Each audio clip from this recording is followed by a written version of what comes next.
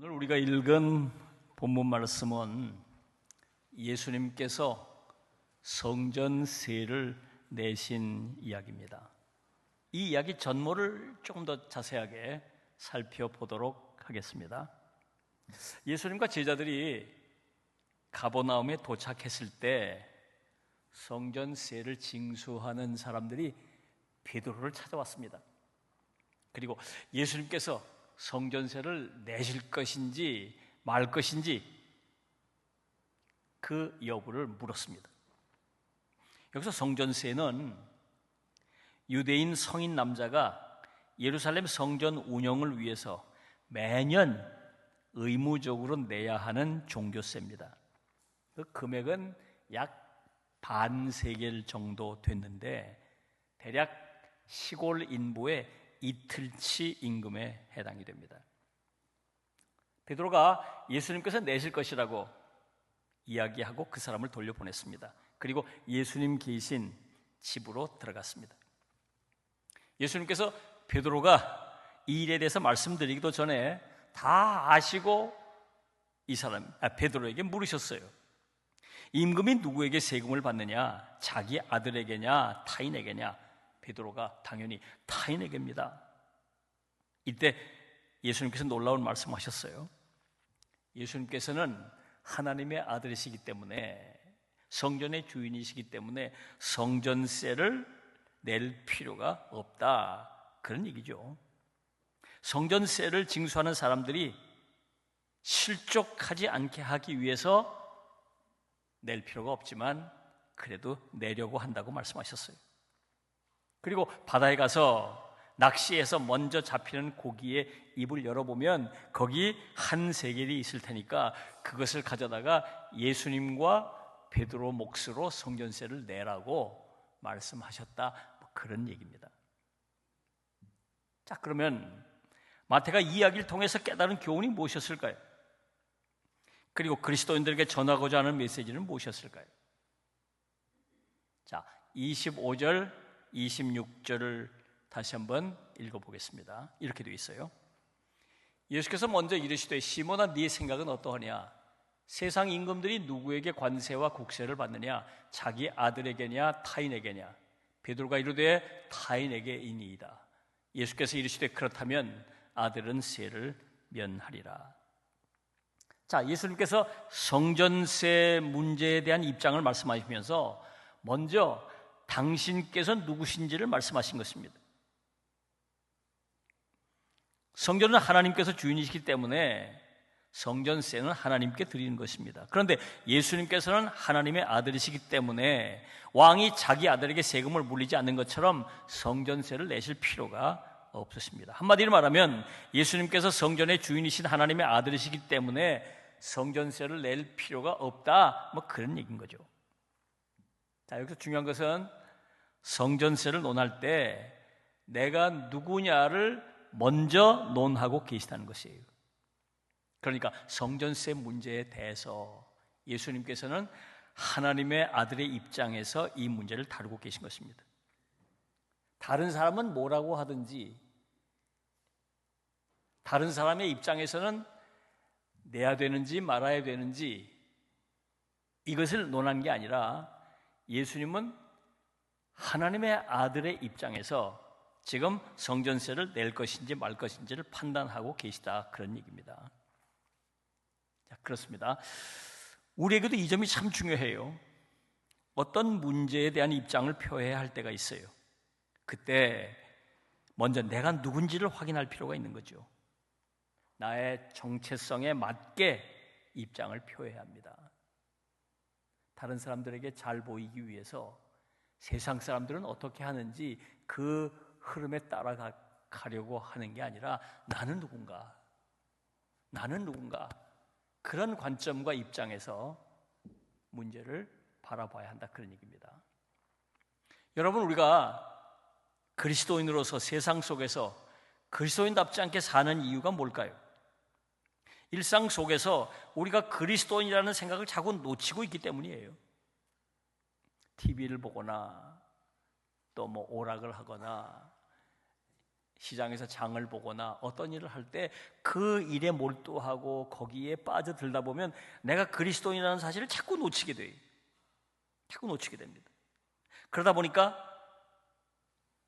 그리스도인다운 생각, 그리스도인다운 판단, 그리스도인다운 행동을 하기가 어려운 것이죠. 예수님께서 성전세 문제를 말씀하실 때 먼저 당신이 하나님의 아들이라는 사실에서 시작하셨어요.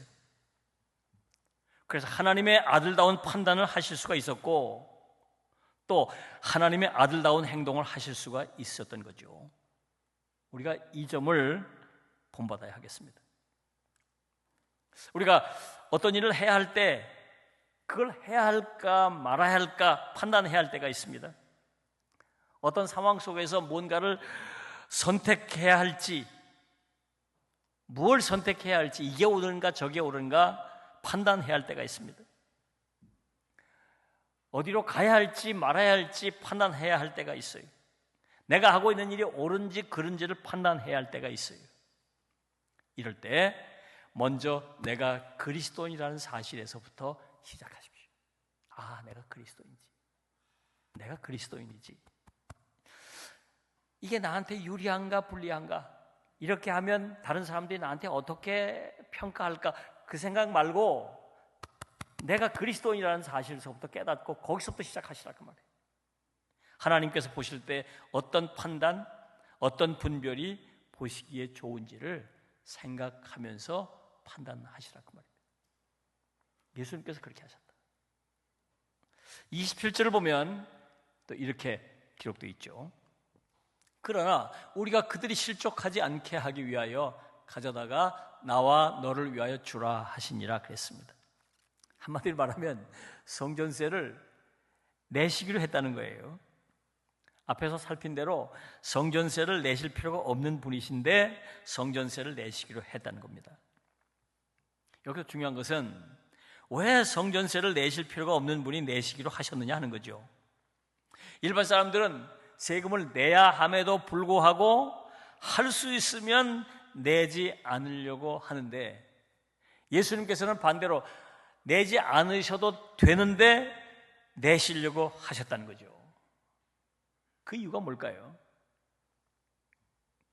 본문에서 그 답이 나오죠. 우리가 그들이 실족하지 않게 하기 위하여. 여기서 그들이 누굴까요? 우선 세금을 징수하는 사람들을 말하죠. 조금 더 넓게 보면 예수님의 사역을 지켜보고 있는 가버나움 사람들을 말합니다. 한마디로 말하면 예수님께서 성전세를 내느냐 여부에 관심을 가지고 지켜보고 있는 사람들을 말합니다. 실족하지 않게 한다는 건 뭘 말하는 걸까요? 실족하게 한다는 것이 누군가 오해하게 만들어서 믿음이 흔들리게 하는 것이니까 실족하지 않게 한다는 것은 그렇게 하지 않겠다 그런 얘기입니다.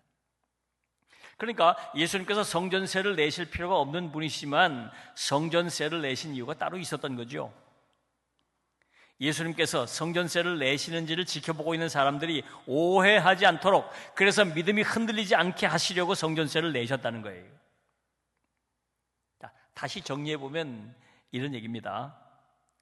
당시 사람들이 예수님께서 하나님의 아들이시라는 것을 몰랐고, 그래서 예수님께서 성전세를 내실 필요가 없는 분이라는 것을 모르고 있는 상황이에요. 만일 이런 상황 속에서 예수님께서 성전세를 내지 않으신다면 유대인의 경건한 의무를 지키지 않는다는 오해를 받을 수 있습니다. 문제는 이런 오해가 예수님에 대한 편견을 갖게 만든다는 거죠. 사람들이 그런 편견을 가지고 예수님의 말씀을 듣고 또 사역을 보게 될 겁니다. 그럴 경우 예수님을 믿고 그 말씀을 올바로 이해하는데 문제가 생기죠. 편견을 가지고 예수님의 말씀을 들으니까 아이, 저 사람 율법도 안 지키는 사람이 무슨 저런 얘기를 해? 그런 생각을 가지고, 편견을 가지고 예수님의 말씀을 듣게 된다는 거예요. 예수님께서 이런 상황을 잘 아셨습니다. 그리고 이런 일이 일어나지 않도록 하기 위해서 성전세를 내지 않아도 되는 분이지만 성전세를 내려고 하셨다는 거예요. 다시 말하면 예수님께서는 믿음이 약한 사람들에 대한 영적인 배려 때문에 성전세를 내시려고 했다는 거예요. 예수님께서 우리에게 이런 구체적인 본을 보여주셨어요. 성전세를 낼 필요가 없지만 내지 않을 경우 누군가가 영적으로 실족할 수 있다는 것을 아셨어요. 우리가 혹시 나 때문에 누군가가 실족하지 않을까 늘 조심하며 신앙생활을 해야 하겠습니다. 예수님께서는 성전세를 낼 필요가 없으시지만 누군가를 실족시키지 않으려고 성전세를 내시려 하셨던 것입니다. 우리가 굳이 할 필요가 없는 일이라도 누군가를 실족시키지 않으려고 적극적으로 할 필요가 있다, 그 말입니다. 이것이 영적인 배려입니다. 우리도 예수님처럼 영적인 배려를 하며 신앙생활을 해야 하겠습니다. 27절을 보면 이런 말씀이 나오죠. 네가 바다에 가서 낚시를 던져 먼저 오르는 고기를 가져 입을 열면 돈 한 세겔을 얻을 것이니. 한마디로 말하면 이 말씀은 성전세를 어떻게 낼 것인지에 관한 말씀이에요. 예수님께서 베드로에게 이렇게 말씀하신 거예요. 갈릴리 바다로 가라. 가서 낚시를 해라. 그러면 고기를 잡을 텐데 제일 먼저 잡은 고기 입을 열어보면 그 입 안에 한 세겔 동전이 있을 것이다. 그걸 가져다가 너하고 나하고 이 세금을 내라, 그런 얘기죠. 그럼 무슨 얘기일까요? 이 성전세를 내려고 하실 때 돈이 없었다, 그 말이에요. 돈이 없었다, 그 말이에요. 돈이 없었다. 돈이 없으면서도 성전세를 내려고 하셨다는 거예요. 우리가 돈이 있어도 세금을 잘 안 내려고 하는데 돈이 없다면 어떨까요? 어떻게든지 세금을 안 내려고 할 것이고 내려고 해도 자꾸 뒤로 미루려고 하지 않겠어요? 그런데 예수님께서는 돈도 없으시면서 적극적으로 세금을 내려고 하시고 내겠다고 자꾸 얘기를 하시고 돈 가진 것도 없으시면서 그렇게 하셨다는 거예요. 무슨 말일까요? 돈이 있고 없고가 성전세를 내는 일에 결정을 하는 일에 영향을 미치지 않았다, 그 말이에요. 일반적으로 어떤 일을 기획하고 추진할 때 자금 조달이 결정적 변수 가운데 하나입니다. 우선 어떤 일을 하려고 할 때 계획을 세웁니다. 그 계획을 추진할 수 있는 자금 여부를 따져봅니다. 가지고 있는 자금이 얼마나 되는지, 또 융통하거나 대출을 받을 수 있는지 여부를 확인해 봅니다. 그래서 자금 조달 가능한 범위 내에서 계획대로 추진합니다. 아무리 좋은 계획도 자금 조달이 가능하지 못하면 그 계획을 축소하거나 폐기하게 되죠. 이게 일반적인 우리의 통상 관례예요. 그러나 하나님의 일은 이와 다릅니다. 하나님의 일은 어떤 일을 계획하고 추진할 때 하나님의 뜻을 확인하는 일이 결정적 변수입니다. 어떤 일을 계획합니다. 그 계획이 하나님께서 명하셔서 세우게 된 것인지, 그 계획이 하나님의 뜻에 합한 것인지를 따져봅니다. 그리고 자금 문제를 그 뒤에 살펴보죠. 중요한 것은 자금 문제가 여의치 않다고 그 계획을 축소하거나 폐기하지 않는다는 거예요. 하나님 앞에 기도한다는 거죠. 하나님 명하셔서 이런 일을 하려고 합니다. 하나님, 그런데 돈이 부족하네요. 하나님 자금을 마련해 주십시오 하고 기도한다는 거예요. 포기하지 않는다는 겁니다. 본문에서 예수님께서 이런 원칙을 우리에게 가르쳐주고 계신 것입니다. 베드로를 바다로 가서 낚시를 하게 하셨어요. 첫 번째 잡은 물고기의 입을 열게 하시고 한 세겔 동전을 얻게 하신 것입니다. 무슨 말일까요? 하나님께서 뜻하신 것은 하나님께서 필요를 공급하신다는 것을 가르쳐 주신 것입니다. 그래서 내가 그 일을 할 수 있는지 없는지 여부를 따지거나 돈이 있는지 없는지 여부를 따지지 말고 그게 하나님의 명이시고 그게 하나님의 뜻에 합한 것인지 아닌지만을 따져보라고 가르쳐 주신 것입니다. 그렇습니다. 여러분, 사탄은 자꾸 우리에게 돈을 보라고 말합니다. 우리의 능력을 보라고 말합니다. 우리가 어떤 것을 기도하고 계획한 뒤에도 사탄은 자꾸 너 얼마 있어? 야, 인마 돈도 없는 놈이 무슨 그 일을 하려고 그래? 네 꼬라지를 봐, 네 능력을 봐, 네가 어떻게 그걸 할 수 있어? 자꾸 사탄은 우리를 보게 하고 우리가 가진 것을 자꾸 보게 하고 너 통장에 얼마 있어? 네 가진 놈이 무슨 그런 일을 해? 안 돼, 야. 걷어치워. 그렇게 말한다 그 말이야, 사탄은. 그러나 성령은 우리에게 자꾸 하나님의 뜻을 바라보라, 하나님의 비전을 보라고 말씀하십니다. 우리가 가진 게 없고 능력이 부족하더라도 자꾸 믿음으로 나아가라고 말씀하고 있는 거예요. 할 수 있거든이 무슨 말이냐? 성령은 자꾸 우리에게 말씀하신다 그 말이에요. 믿는 자들에게는 능치 못할 일이 없다. 하나님이 공급하시고 하나님이 역사하신다. 그걸 가르쳐 주시는 게 성령이에요. 사단은 오늘도 자꾸 우리의 마음속에다가 우리를 자꾸 주저앉히려고 얘기하는 거예요. 내 꼬라지를 봐라, 내 자신을 봐라, 내가 가진 것을 봐라.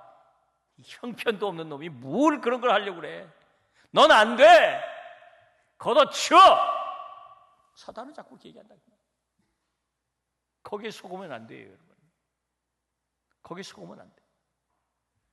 예수님께서 돈 한 푼도 없으셨으면서도 성전세를 내시는 게 하나님의 주님의 뜻이기 때문에 내시겠다는 거 아니에요. 돈도 없으면서. 이게 믿음의 방법이고 이게 믿음의 길이에요. 사랑하는 여러분, 우린 그리스도인입니다.